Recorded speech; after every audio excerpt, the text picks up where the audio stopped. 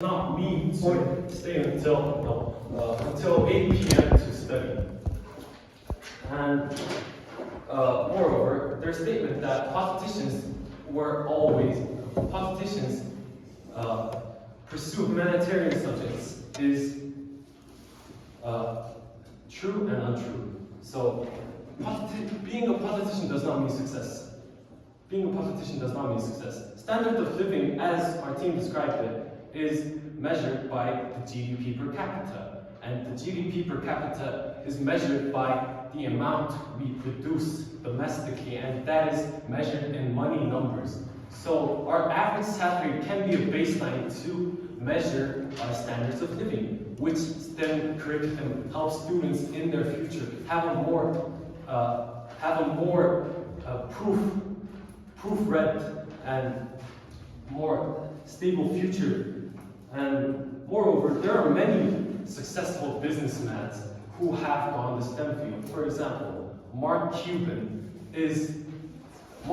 started his career in business with broadcast.com, which helped revolutionize the way we watch basketball games, football games, and how advertisements are made. Mark Cuban was the person who started it. And this is just one example. With STEM subjects, we can boost entrepreneurship. Solutions can be made. Humanitarian subjects obviously are important. However, our current debate is, as I mentioned before, whether we should prioritize STEM, and our group's main point is that it teaches us how to learn. Thank you.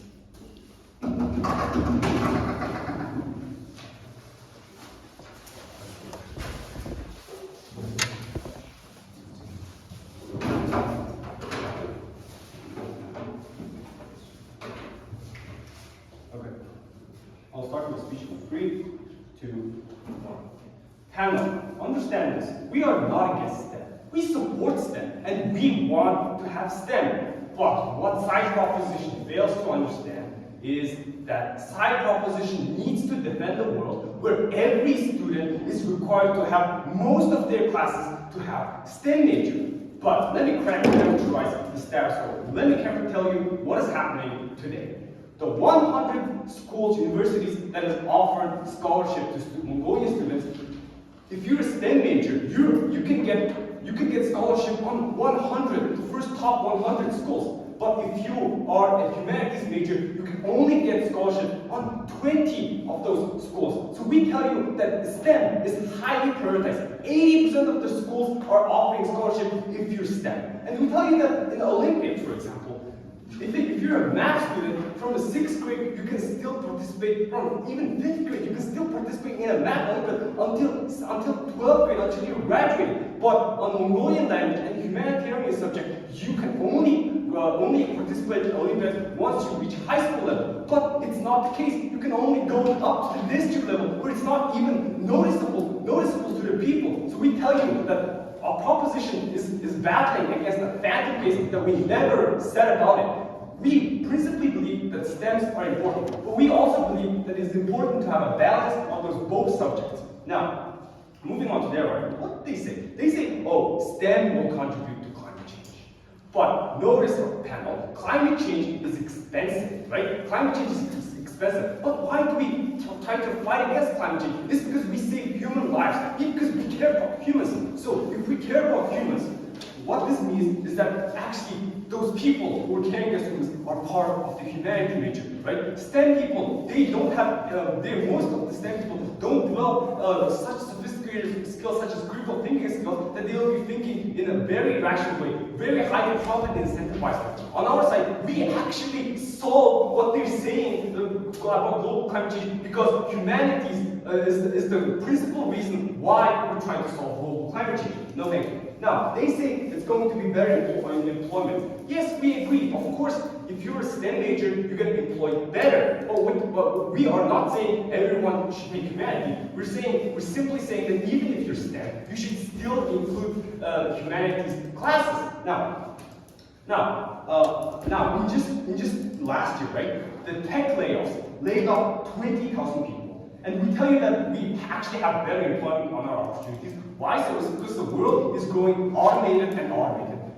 Just a few decades ago, in order to get the cash, you had to physically go to the bank and get money from the cashier. But now it was replaced by ATM, and now it's replaced by mobile phones. So we tell you that the people are losing their jobs, and then STEM major is getting automated by AI's. ChatGPT can write code. ChatGPT can even generate video, as the first speaker admitted. So we tell you that the most important critical skill to have in the modern age is to think critical skills. And Oxford professor even proved to you on how humanities improve critical skills, because you can never argue against 1 plus 1 equals 2.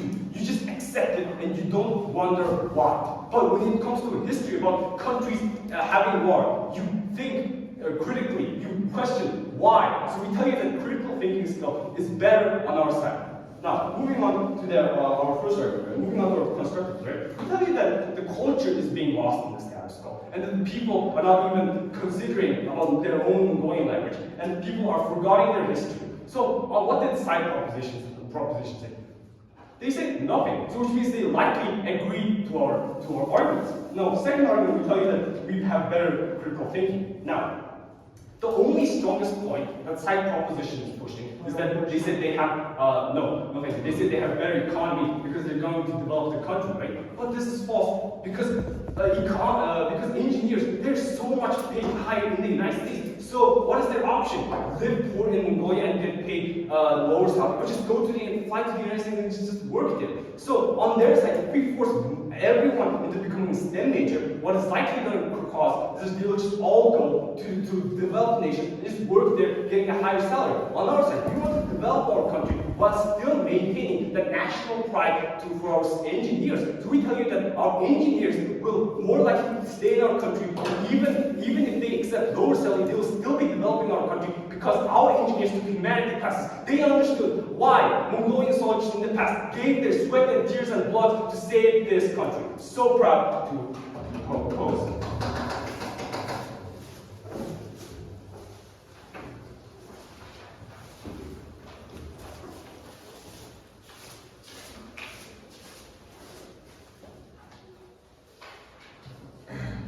Respected jurists, teachers, and jurists, and all who are present here, good evening. And I take this opportunity to present our host view in favor of emphasizing STEM curriculum rather than humanities. And our host disagrees with some of the arguments that are put forward by the opposing team. Firstly, the first speaker of the opposing team said that Mongolian literature and language subjects are being ignored and sacrificed for STEM curriculum, and that is not true. As a matter of fact, in last year, the government has decided to require all students to take a Mongolian literature, script, and language test to graduate and enter a college or university. And exemplary emphasizing Point. No, thank you. And secondly, the first speaker of the opposing team said that Mongolia does not experience political issues, and that is certainly not true. For example, as we all know, this year has been more harsher and more colder as climate changing, and also because Mongolia does not have the required labor force in STEM, we are unable to build sustainable energy source in Mongolia. To speak, our government spends 5 trillion rubles to import electricity from Russia, which is almost half of the government expenditure. And Point. no, thank you, sir. If we emphasize on STEM and produce labor force that are capable of building sustainable future for Mongolia, we can spend that 5 trillion rubles on much more important things. And also, the opposing team has mentioned that Mongolian politicians are Point. no, thank you. Mongolian politicians that are not STEM people, but the Mongolian People's Party, which has been ruling Mongolia for the last 30 years, majority of its members are experienced in STEM, and even in the next incoming election, many people who are experienced in STEM are and also Scott, as the second member of the opposing team has said, scholarships are not that easily given. Scholarships from universities are usually based on merit and not the financial gain. Also, and Mongolian engineers just can't go and live in US for higher salary. It's really hard to transfer living places. Point. Nothing.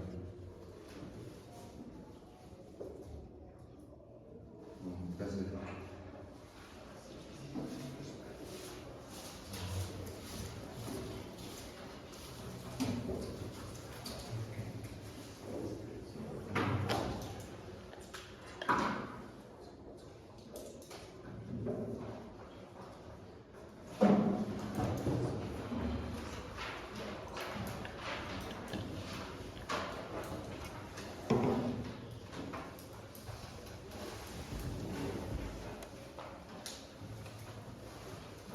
Okay.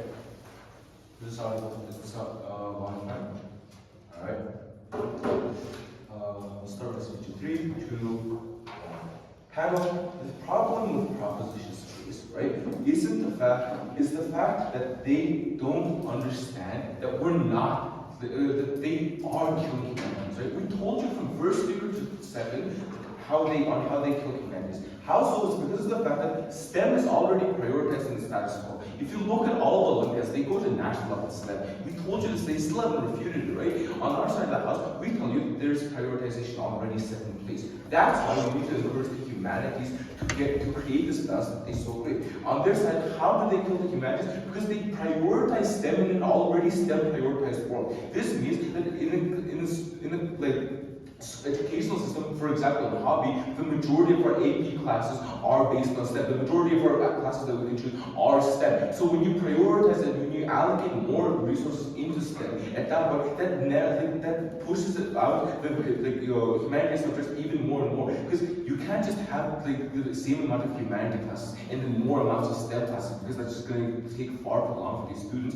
What you need to do is cut back into humanities classes to incorporate the STEM classes. That's why they kill humanities. Two main themes in this debate. One, of course, better jobs for Mongolian people. Secondly, on innovation and economy. One, on better jobs, right? Sure, we accept the fact that the engineers can have better salaries than people who go to humanities subjects. Why this still doesn't apply is because A, we gave you a study by an Oxford professor on how skills that are acquired uniquely in humanities is extremely sought after by employers. Skills like critical thinking, problem solving, and creativity are some of the most sought after skills in our modern age. Why so? It's because of the fact that it's required. Because STEM classes, STEM majors can be shifted by, can be replaced by AI, right?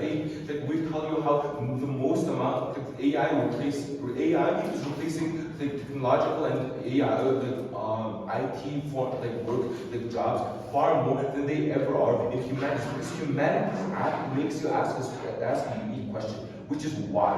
Why did the speaker do that? Why did they do that? Why do we do this? That's the critical question that makes us have good critical thinking. They never have this because on their side, 1 + 1 is 2. That's not refutable. On their side, they're stuck in their formulas because STEM only prioritizes the formulas. STEM only prioritizes memorizing what different species' names are. That's the thing they prioritize. On our side, we create open-minded thinking this, and that's so sought after in today's job world. Now, and then the research isn't even true, right? 500K isn't Mongolia's average salary, I'm sorry. 500K is the minimum salary. The average salary in Mongolia is like over $1 million to university. And even if it were true, they don't give us a comparative on what the humanitarian people's like average salary is. So according to them, like these humanities classes, because these humanities majors can still have the same amount of like good pay because of the fact that they are very well, like because of the fact that in order to become an engineer, you have to be very well versed, right? You have to study for years and years. Same applies for humanities subjects. You have to study for years and years, know your like craft and your expertise far more. That's why we still have high paying jobs for humanities people. Now, on innovation and economy, what have they brought to? They have said that, that we need innovation, we need IT people to develop our country. First of all, why do we need IT people and doctors so desperately, right? They never explain it. For all we know, Mongolia has plenty of doctors. We have like a hospital in every district. We have like a hospital like Intermed, which is in a world-class like level, right? Which can compete with other hospitals in the world. They have like state-of-the-art equipment and everything like that. They don't explain it. Secondly, hold on, I'll give me a second. Secondly, they say, we can have we can have, like, in order to develop our country, we can have third-party companies to help develop us, right? We have Rio Tinto to help the mining industry because of the fact that we don't have the equipment, because of the fact that we don't have the capital to mine it ourselves. We can have third-party companies to help us develop. Fine, even if they get more Mongolian engineers, why do they still switch to why does brain drain still happen? It's because of the fact that the STEM fields in foreign countries are far more developed, so they're more likely to switch there. And this point on how you can move to the US is just ridiculous. You can because you have study permits there. Because with the STEM degree, you take 3 or 4 years there, and you can then get a green card and then citizenship. It's not that hard. It's not as impossible as proposition paints it to you. You can still have a higher paying job on your side. Now, and then the STEM doesn't. Next point on this is that STEM doesn't even have anything to do related with economy, and even if it did, it doesn't matter. So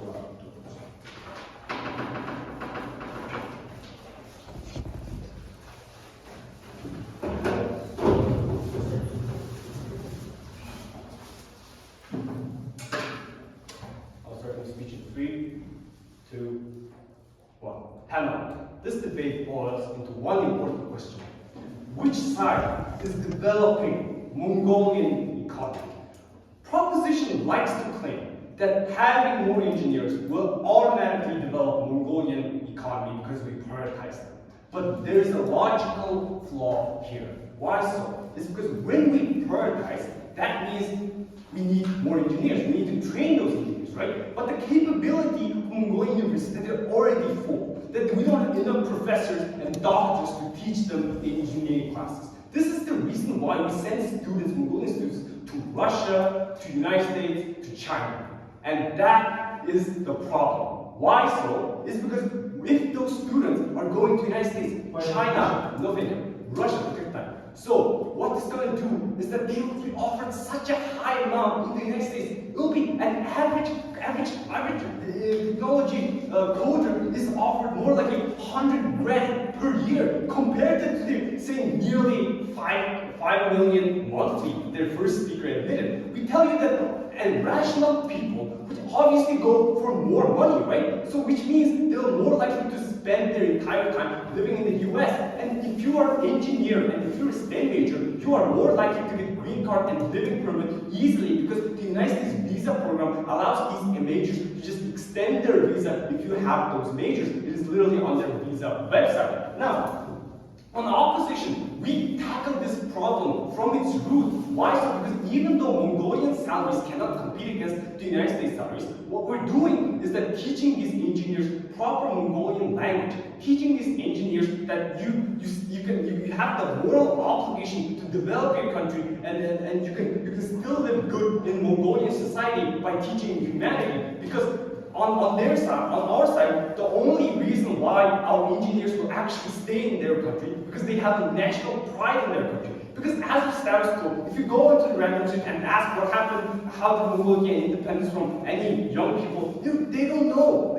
Luckily, they might name drop some few famous people but they don't know what these famous people did. So we tell you that on our side, we have a unique mechanism on how we're making these engineers stay in the country, because we believe we're giving them a proper Mongolian language, and we're giving them the incentive to stay in the country by teaching that Mongolia is actually a good country. But on their side, they're just sending out the students abroad and then just making them, oh, you can work there. But if you're working in the United States, how can you develop Mongolian economy? You can only develop Mongolian economy if you're living in Mongolia, if you're working in Mongolia. So likely they're all their benefit mission. The fact that they never proved to us on what is the main incentive that these engineers will come back to the country, they never explained to us on why the engineers will come back to the country.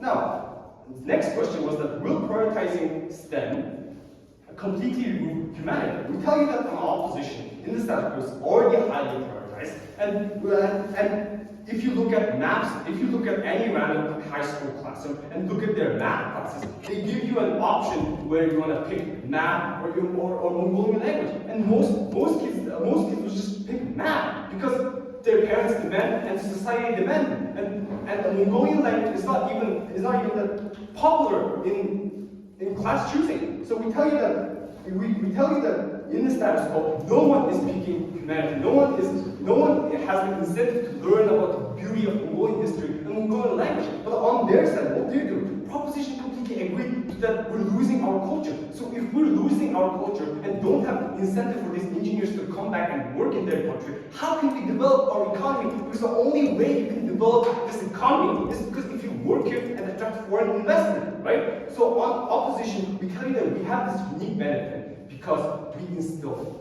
pride in them. So proud to oppose.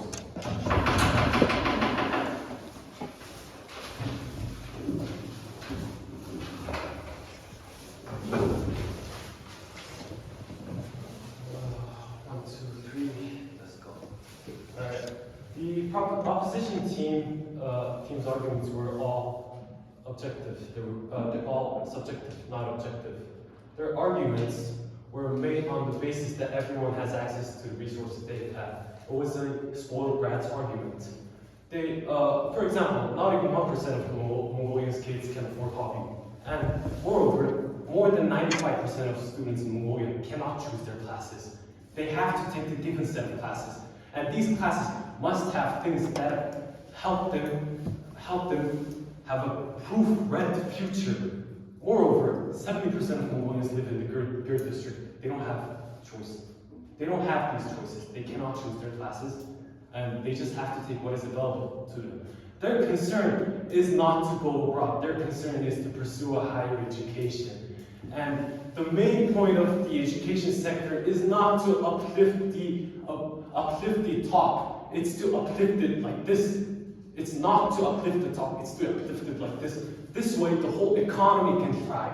However, going to America is easy, but that's not the case.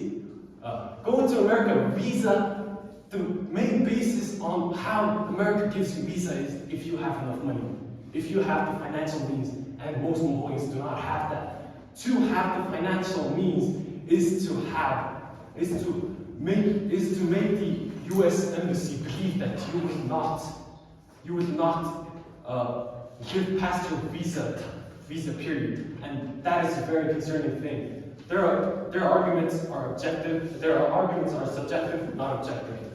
And moreover, Oxford study on what? Oxford study on what numbers? Oxford study on what basis? Oxford study, are we supposed to believe that? But that is just the study of one professor, and that professor, believe it or not, is involved in the STEM field some way or another. So how did he collect his data? Through mathematics, obviously, through mathematics. How did he compile his data? Through trends. He saw the trends and said, oh, humanitarian helps you. But he never said prioritize humanitarian. He never said prioritize humanitarian. He never said prioritize STEM. And that was an argument and a fault on their basis. Moreover, they said that prioritizing STEM curriculum destroys your cultural background, and that is simply not the case. 90% of Mongolian students cannot give speeches in English, cannot give speeches in another country's language, and they are very much so Mongolian. Moreover, STEM, as I said, STEM teaches us to learn things. It's not an English thing. It's not a case of going to a broad country and taking away from Mongolia's workforce. That is just the top 1%. The universities in Mongolia are very capable. For example, there are many workers in Olonlog, Rio Tinto's company, that have graduated from Mongolian universities and go on to work at big companies. As a matter of fact, most of the predominant members in Mongolia have graduated in Mongolia, and that is a fact, not a subjective statement. And I am very proud to say that on time.